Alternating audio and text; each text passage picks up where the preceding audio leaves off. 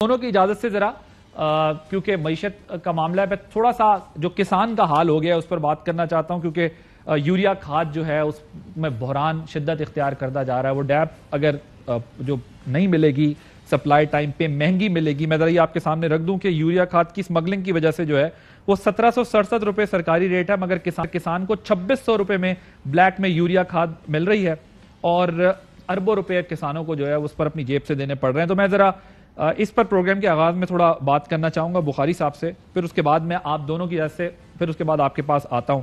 बुखारी साहब, मुझे ये बताइएगा कि पाकिस्तान ज़ाहिर है इस वक्त दुनिया का एक ऐसा मुल्क है जिसका आबपाशी का बहुत बड़ा निज़ाम है। हम यहाँ पर जो है वो खुर्दनी तेल भी इंपोर्ट कर रहे हैं और ज़राअत जो है वो तो हमारी रीढ़ की हड्डी होनी चाहिए थी, एग्रीकल्चर पे रिलायंस होना चाहिए था हमारा, लेकिन नहीं है। ये मुझे बताइएगा मजमूई तौर पे इस वक्त आप लोगों को ये मसला जो एक खाद का, यूरिया खाद का आ रहा है, और क्या इश्यूज फेस करने पड़ रहे हैं? जी बिस्मिल्लाहिर्रहमानिर्रहीम, अस्सलाम वालेकुम। आदल, आप खैरियत से? जी अल्हम्दुलिल्लाह, आप ठीक हैं? मेहरबानी है अल्हम्दुलिल्लाह कि आपने मुझे इस अहम मौजू पे, असल मौजूआत ये हैं और आज ARY का मैं इंतहाई शुक्रिया अदा करता हूँ कि मैं समझता हूं कि असल इश्यूज ये हैं। ये जो रोज टॉक शोज के अंदर हमारे सियासी अकाबरीन बैठ जाते हैं और एक दूसरे को ब्लेम करते हैं, ये मसले नहीं हैं। ये तो बस मैं अब कुछ सख्त लफ्ज नहीं कहना चाहता। जो बात आपने पूछी है, मैं ये कहता हूं कि सिर्फ खाद नहीं है, खाद किसान की बंद है, पानी नहरों में किसान का बंद है, बिजली हमारे पास नहीं है, बंद है। मैं किस किस चीज का आपको जिक्र करूं, और आज मैं ये रिक्वेस्ट करूंगा कि अगर मुझे लिया है तो फिर मुझे बात करने का भी मौका दीजिएगा। और सर आपको भरपूर मैंने मौका दिया, जरा किसानों के इश्यूज के ऊपर जरा बताइएगा कि किसानों को इस वक्त प्रॉब्लम्स क्या हैं। सर प्रॉब्लम ये, मैं वही, आपने कहा कि ये रीढ़ की हड्डी है। हजूर, इस रीढ़ की हड्डी पे इतने जो है वो मार पड़ी है कि ये पैरालाइज हो गई है। किसान जो है उसका कोई पुरसाने हाल नहीं है। आप ये देखें कि ये खाद का इशू कोई 4 माह से 5 माह से ये इशू चल रहा है।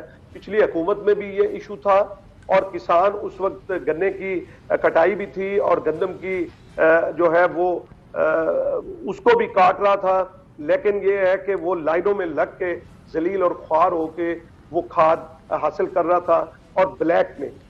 आज हाल ये है कि 1750 रुपए गवर्नमेंट का रेट था और किसान को 2500 और 2600 में भी दस्तयाब नहीं थी। और ये चारों सूबों की मैं बात कर रहा हूं। और फिर उसके बाद जो कंपनीज हैं उन्होंने और सोने पे सुहागा किया कि इस 2 हफ्ते में सप्लाई बंद कर दी। आदिल, आज सप्लाई खुली है। मैं आपको बता रहा हूं कि कोई खाद नहीं थी। और पिछली दफा भी ये हुआ कि पिछली दफा जब गंदम पे ये बहरान आया और किसान ने खाद नहीं पूरी हो सकी, उसको नहीं मिल सकी, और खाद इतनी महंगी भी थी कि वो किसान की पहुंच से दूर थी, तो आपने देखा कि अब 30 लाख टन का शॉर्टफॉल अब ये बाहर से मंगवाने की जो है वो उस फिक्र के अंदर है।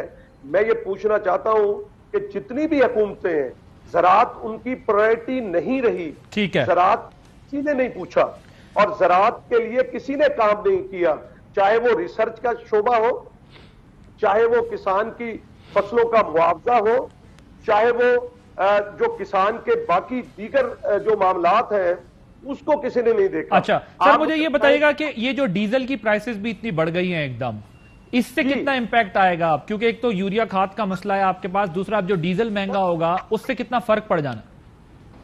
मैं कहता हूं कि ये अरबों में फर्क पड़ेगा। आप ये देखें कि अगर 1 एकड़ के अंदर जो है वो मैं 2 बोरियां डालता हूं और फिर मुझे जो वो ब्लैक में मिलती है उससे मेरी और जो कुव्वत खरीद है वो कम हो जाती है। और हुकूमत, यकीन करें कि इस मामले के अंदर हमने राब्ते भी किए, हमने इल्तजाएं की, हमने दुहाइयां दी, लेकिन आज के दिन तक किसान को खाद नहीं मिली। और खाद की स्मगलिंग हो रही है, اب سمگلنگ نہ عادل آپ نے روکنی ہے نہ میں نے روکنی ہے. یہ حکومت وقت کا کام ہے روکیں. کھاد کی سمگلنگ جو ہے وہ روکیں گے ظاہر ہے تو اپنی زراعت اچھی ہوگی. کپاس اور گنا بھی ظاہر ہے شارٹ ہوگا اگر یہ کسان کو فیسیلیٹی. کوثر صاحب آپ خود بھی جو ہے وہ رورل بیک گراؤنڈ سے بھی ہیں, آپ کا جو ہے وہ ساؤتھ پنجاب اور پنجاب کو ظاہر ہے سارا آپ سمجھتے ہیں. یہ جو کچھ ہو رہا ہے کسان کے ساتھ, اب یہ کسان ہے جس نے آپ کی فصل تیار کرنی ہے, وہ ڈیزل بھی مہنگا لے گا, وہ کھاد بھی مہنگی لے گا, وہ بلیک میں بھی لے گا, وہ خوار بھی ہوگا. تو کس طریقے سے ہم پھر ہمارا ریلائنس پھر امپورٹ پہ ہی ہوگا. امپورٹ کے لیے ڈالر چاہیے, ڈالر نہیں ہے. کیوں توجہ نہیں دی جاتی؟ وہ کہتے ہیں ہمیں یہ پرابلمز فیس کرنی پڑتی ہیں اور ہماری کوئی سنوائی نہیں. دیکھیں عادل, میرے خیال میں آج ایک بات تو بخاری صاحب کو میں عرض کروں گا بڑے ادب سے کہ دیکھیں ہم سارے پاکستانی ہیں اور محب وطن پاکستانی ہیں, اور میں اپنے بھائی سے بھی ریکویسٹ کروں گا کہ آئیے آج سیاست کو چھوڑ کے ہٹ کے ذرا پاکستان کی خاطر باتیں کریں, ہم بلیم گیم میں نہ جائیں.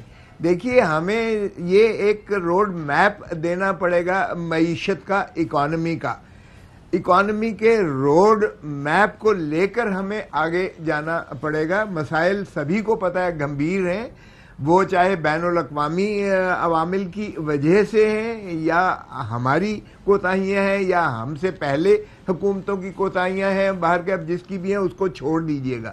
اب ایک گراؤنڈ ریالٹی بالکل صحیح کہا گیا. گراؤنڈ ریالٹی یہ ہے کہ اس وقت آپ کو اگلے فائنینشل ایئر کے لیے 37 ارب ڈالر چاہیے, صرف آپ کو 37 ارب ڈالر, جس میں سے 21 ارب ڈالر آپ نے آئی ایم ایف کی قسطیں دینی ہے. یہ چھوڑ دیں کہ کس نے لون لیا ہے کس نے نہیں لیا ہے, یہ جو ہے ظاہر ہے کہ ریاستی جو ہے گارنٹیز ہیں یہ آپ کو دینا پڑیں گی. باقی رہ گیا 16 ارب ڈالر. 16 ارب ڈالر آپ کا فسکل ڈیفیسٹ میں چلا جائے گا, اور آپ کے پاس اس وقت جو ہے وہ کشن وہ نہیں ہے, اسپیس نہیں ہے. تو آئیے اب آپ سوچیں کہ ہم نے کس انداز سے اپنے ایگریکلچر, بالکل ایگریکلچر بیک بون ہے اس کنٹری کی, شاہ رگ ہے اس ملک کی سروائیول ہماری ایگریکلچر پر ہے. ہم نے دیکھا کہ اربنائزیشن ہم نے اتنی کی ہے. پی ٹی آئی کو بھی کہ آ جائیں اکانومی کے اوپر بیٹھ کر جو ہے وہ کچھ ڈائیلاگ کر لیں, باقی ایشوز چلتے رہیں گے, الیکشن, الزامات, یہ سب چلتا رہے گا, لیکن اکانومی پہ آ جائیں, آ کر بیٹھیں, ڈائیلاگ کر لیں. دیکھیں بالکل میں کہتا ہوں کہ آئیے ایک تو معاشی جو ہے ایمرجنسی لگائیں, اور دوسری بات یہ کہ میثاق معیشت کریں سبھی جماعتیں بیٹھ کر. فاروق حبیب صاحب, سبھی جماعتوں کو پاکستان کی فکر ہے, سبھی جماعتوں کو پاکستانی عوام کی, اپنے ایگریکلچر سیکٹر کی ہے. آئیے آئیڈینٹیفائی کریں. دیکھیے ہمیں جین ٹیکنالوجی کی طرف جانا پڑے گا.